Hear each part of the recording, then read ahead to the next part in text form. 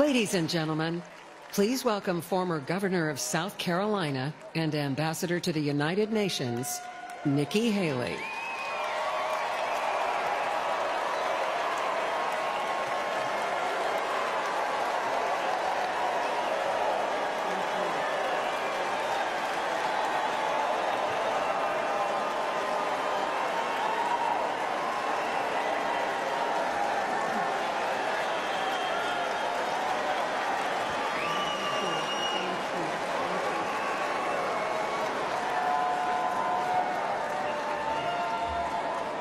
My fellow Republicans, President Trump asked me to speak to this convention in the name of unity.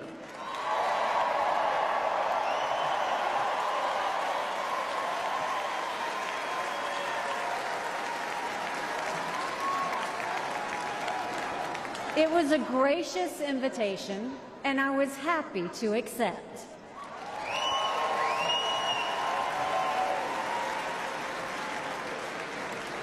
I'll start by making one thing perfectly clear. Donald Trump has my strong endorsement, period.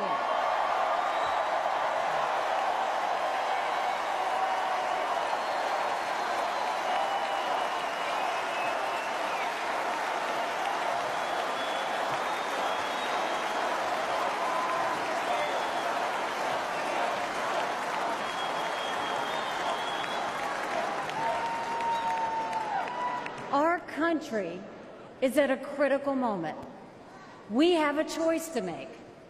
For more than a year, I said a vote for Joe Biden is a vote for President Kamala Harris.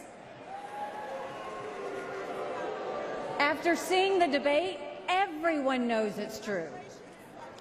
If we have 4 more years of Biden or a single day of Harris, our country will be badly worse off.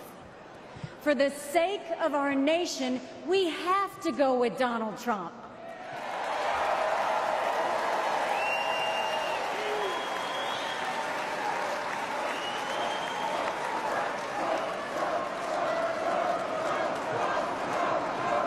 But there's more to it than that. We should acknowledge that there are some Americans who don't agree with Donald Trump 100% of the time. I happen to know some of them. And I want to speak to them tonight.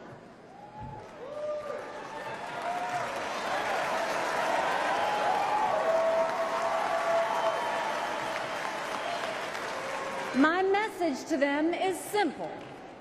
You don't have to agree with Trump 100% of the time to vote for him.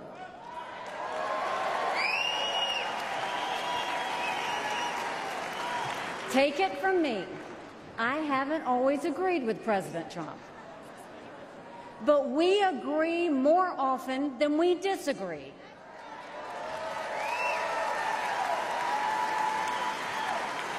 We agree on keeping America strong.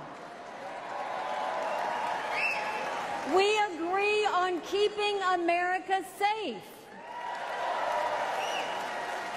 And we agree that Democrats have moved so far to the left that they're putting our freedoms in danger. I'm here tonight because we have a country to save. And a unified Republican Party is essential for saving her.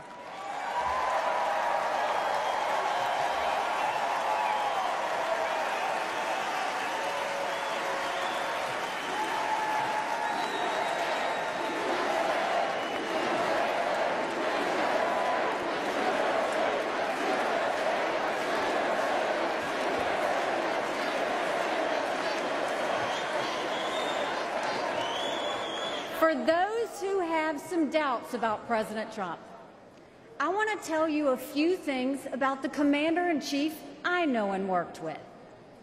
As Ambassador to the United Nations, I had a front row seat to his national security policies. We sure could use those again.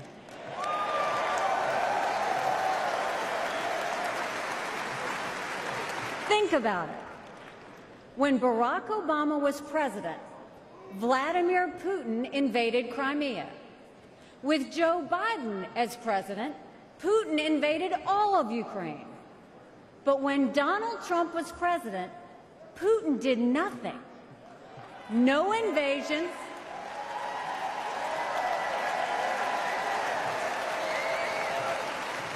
No invasions, no wars. That was no accident. Putin didn't attack Ukraine because he knew Donald Trump was tough. A strong president doesn't start wars. A strong president prevents wars.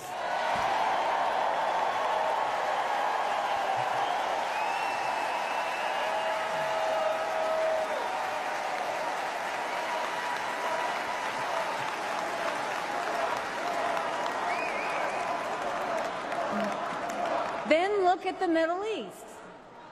Every problem in that part of the world can be laid at the feet of Iran. The dictators who chant death to America are the bankrollers and weapons suppliers for Hamas and Hezbollah. They're behind the barbaric massacres and the hostage-taking. Once again, compare Trump and Biden. Trump got us out of the insane Iran nuclear deal.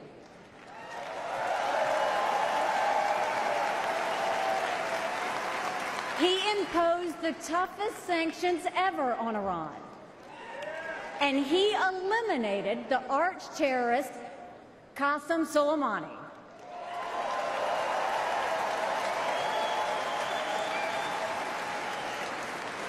Iran was too weak to start any wars. They knew Trump meant business, and they were afraid. And then there's Joe Biden. He lifted the sanctions. He begged them to get back into the nuclear deal. He surrendered in Afghanistan. He sent every possible sign of weakness. Even now, while Hamas is still holding Americans hostage, Biden is pressuring Israel instead of the terrorists.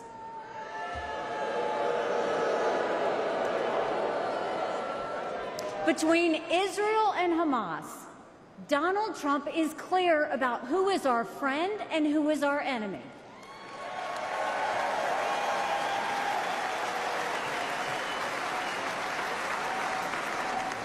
Then look at the border. It's the single biggest it's the single biggest threat Americans face. Under Joe Biden, migrants are coming into our country by the thousands every day. We have no idea who they are, where they end up, or what they plan to do. And let me remind you, Kamala had one job, and that was to fix the border. Now imagine her in charge of the entire country.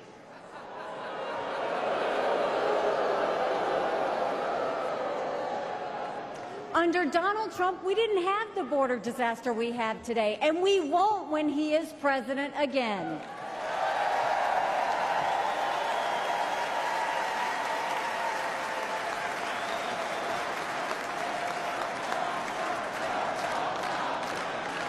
I was proud to serve America in President Trump's cabinet, and I'll tell you something you won't hear from the critics.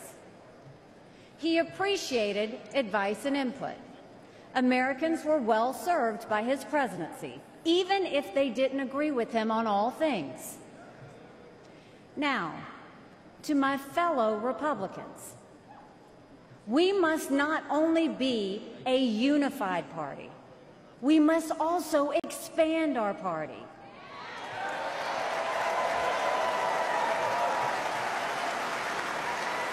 We are so much better when we are bigger. We are stronger when we welcome people into our party who have different backgrounds and experiences. And right now, we need to be strong to save America. This is a defining moment. not only for our party, but for our country. Our fellow Americans are fearful right now. Families are suffering from inflation and wages that don't keep up with prices.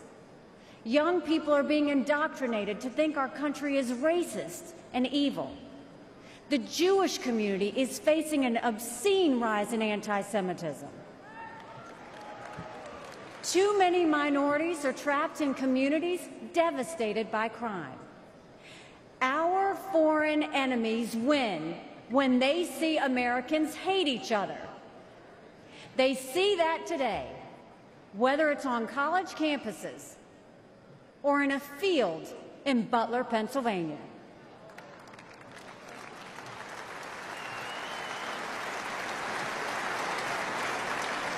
But we can conquer those fears with strength and unity.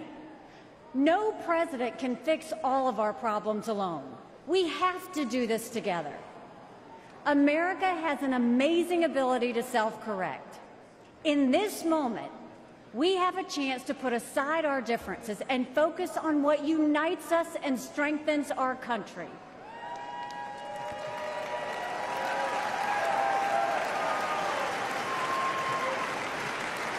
Let us join together as a party.